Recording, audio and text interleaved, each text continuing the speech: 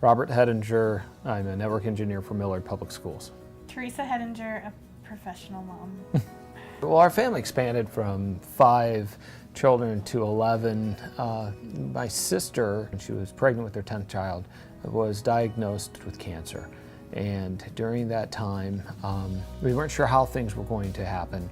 And so we actually did get together with other family members to determine if something were to happen to her, what would happen, where would the kids go, what would we do. The children did come into our home in different aspects. Then their mom passed away, and it was really hard for them to deal with that. Cancer took her pretty quick after having Andrew. And so during that time, again, we just fostered.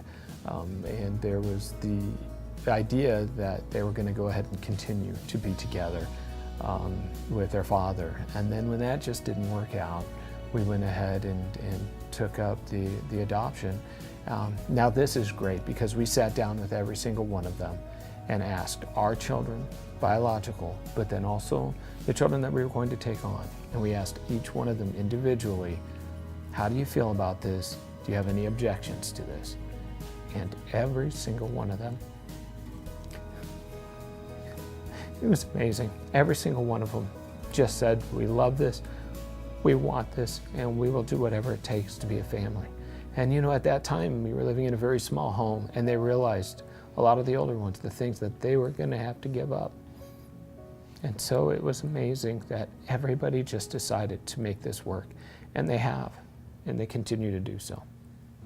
You know, it was kind of hard at first to have them all in the home and try to figure out how to manage everything, but we just tried our best, and with our faith, we had lots of support.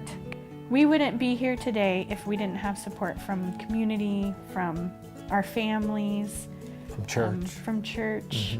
It's been awesome to be able to live in a village instead of separately alone. I think the biggest thing we get, though, is just an amazing amount of support from everybody we talk to that says, gosh, that's such a great thing that you're doing. And so, you know, to hear that really helps us. You know, it keeps me going. It really does. Because there are times where it's really difficult and it's really hard. But the encouragement and to, you know, in the end, to get those kids around the table and to see them and to listen to how their days went, those are the amazing things. Sometimes you worry that you're not getting everybody individually, so I try really hard to make sure that we spend time talking to each of them and making sure they know that we care. I just feel blessed to be in the capacity to be able to do this. My wife, she completely stepped up. She spearheaded this whole thing, and I didn't want to put my family through any type of turmoil that might have been caused by any of this. But my wife, she was like, no, we have to do this. She just had it in her heart, and it was an amazing thing to watch. So a lot of times I feel like I'm just along for the ride, and it's a great ride. It is a fantastic ride. But she really did. She brought this all together, continues to bring it all together. And trying to integrate everybody together, it's been interesting, it's been difficult at times. But one of the things I found out with that is that they just want to be loved.